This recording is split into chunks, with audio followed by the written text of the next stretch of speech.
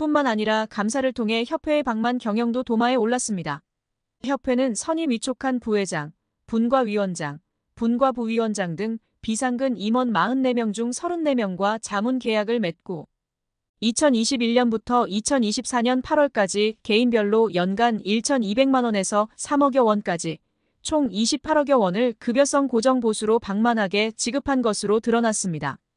자문료는 자문 내역에 따라 지급해야 하나 자문 내역에 대한 관리 없이 계약 기간 동안 매월 고정적인 자문료를 정액 지급해 사실상 급여처럼 운영한 것으로 파악되는데요. 문체부는 협회가 맺은 자문 계약은 비상근 임원의 해당 직위 또는 비상근 임원 선임 시 담당하게 되는 전문 분야에 대한 것으로 구체적인 자문 역할과 과업 없이 활동 실적도 미진하고 자문 필요성도 인정하기 어려웠다고 밝혔습니다. 심지어 일부는 자문 계약 기간이 종료되었거나 직무가 정지된 기간이었음에도 자문료를 부적정하게 지급한 사실이 확인됐습니다. 또한 축구 지도자를 대상으로 한 강습회 운영에서도 불공정한 사례가 적발됐습니다. 협회는 2020년부터 아시아축구연맹이 인정하는 지도자 자격증 중 최고 등급인 P급 자격증을 발급하는데요. 국가대표를 비롯해 프로 1부 리그 감독직을 수행할 수 있는 P급 지도자 강습회를 2021년부터 운영하고 있습니다. 문체부가 P급 자격증 발급의 공정성을 살펴본 결과 2022년 P급 강습회의 실기시험에서 70점 미만인 수강생 6명은 불합격 처리해야 함에도 합격으로 처리해 자격증을 발급한 것으로 파악했습니다. 지난해 P급 강습회에서는 결석률이 10%를 초과할 경우 재강습 기회를 부여할 수 없음에도 수강생 2명에게 재강습 기회를 부여했습니다. 올해 P급 강습회 입과자 선정 시 지도 경력 점수 산정 과정에서 A급 자격증 취득 후 18세 이상 전문 등록팀 경력만 배점에 적용하도록 하고 있는데 18세 미만의 전문 등록팀 경력도 적용하는 등 점수 5산정으로 합격자 3명이 뒤바뀌는 결과를 초래하기도 했습니다. 협회는 2022년 7월 P급 수강생 선정 세칙을 개정하면서 수강 신청 기본 요건 중 지도자 경력 조건과 결격 사유 결정 방식을 부당하게 변경한 것으로도 밝혀졌습니다. 지도자 경력 요건을 AFC 어급 취득 후 지도 경력 최소 3년 이상자에서 AFC 어급 취득 후 3년 경과자로 완화해 개정함으로써 필수로 준수해야 하는 상위 규정인 AFC 코칭 규정의 AFC 어급 취득 후 지도 경력 최소 1년 이상자의 지도자 경력 필수 조건을 위반했습니다. 또한 협회는 지도자 자격증 운영 발급을 공정투명하고 엄격하게 집행해야 함에도 기본 규정을 숙지하지 않거나 불공정하게 업무를 처리하고 있었으며 심지어 사회공헌 사업을 위해 설립한 대한축구협회 축구사랑나눔재단을 운영하면서 사무국 운영비를 이사회를 통해 심의의결하지 않고 집행하고 이사장 업무활동비를 지급 근거 없이 지급하는 등 불투명, 부실하게 관리하고 있었습니다.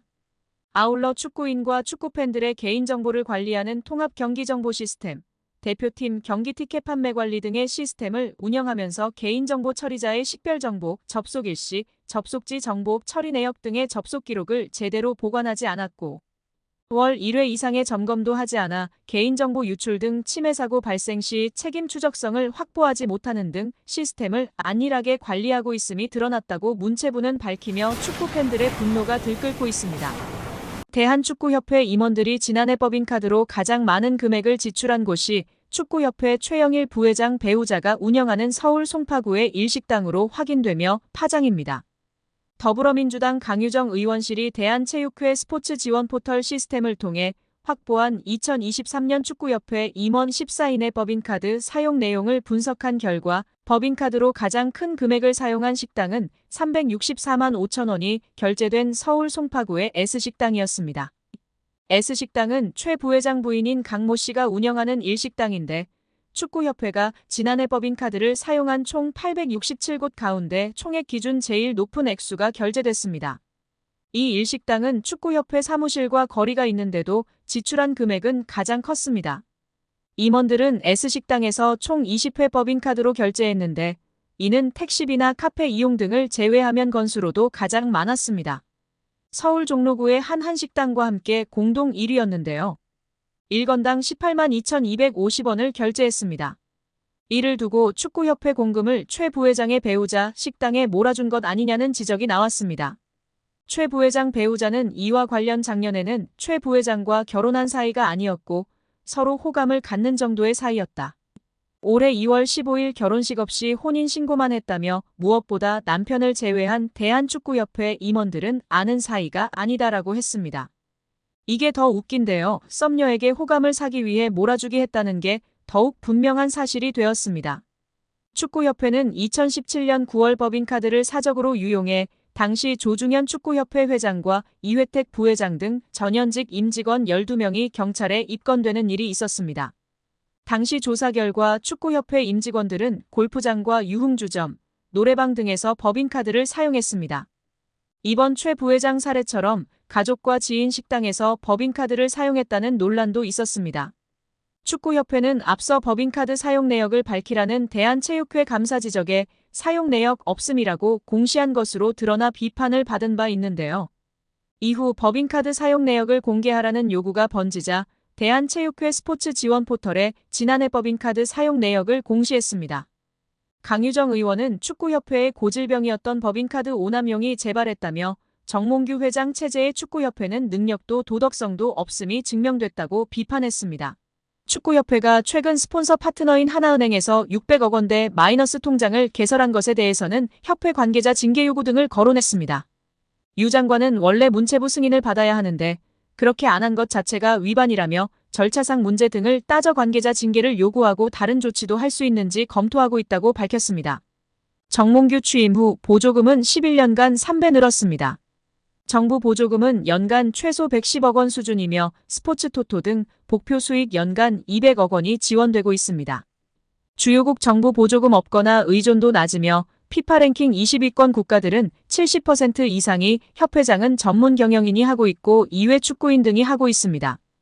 우리나라처럼 재벌 총수가 회장인 곳은 단 한 곳도 없습니다. 대한축구협회에 연간 약 300억 원의 국가재정이 투입되면서 수익에서 정부 의존도가 약 30%에 달하는 것으로 나타나며 충격에 빠졌습니다. 사실상 정부 재원이 아니면 운영이 어려운 셈입니다. 미국과 일본 등 주요국은 국가 보조금 의존도가 낮은 가운데 축협의 재정 자립을 촉구하는 목소리가 나오고 있습니다. 18일 한경닷컴이 축협의 손익계산서를 분석한 결과 지난 2013년 이후 보조금과 복표 수익을 제외하면 연 평균 300억 원 적자를 기록하고 있습니다. 배현진 의원은 24일 오전 국회 문화체육관광위원회 현안 질의에 증인으로 참석한 정 회장과 홍명보 국가대표팀 감독 등을 향해 대한민국 축구종합센터 건립과 관련해 국제현상공모 절차에서 지속적으로 등장하는 HDC 사명에 대한 해명을 요구했습니다. 배 의원은 축구협회가 2015년부터 지금까지 국비와 시비 그리고 자체 재원까지 동원해서 약 1,550억 원을 투입하는 초대형 프로젝트를 추진하고 있다며 2020년 3월에 축구협회가 천안의 부지를 이제 지정하고 난 후에 축구센터 마스터플랜 건축사 건축회사를 선정하기 위해서 국제 공모를 시행을 했고 6월에 네덜란드의 UN 스튜디오라는 업체가 최종 선정되는 과정이 있었다고 운을 뗐습니다.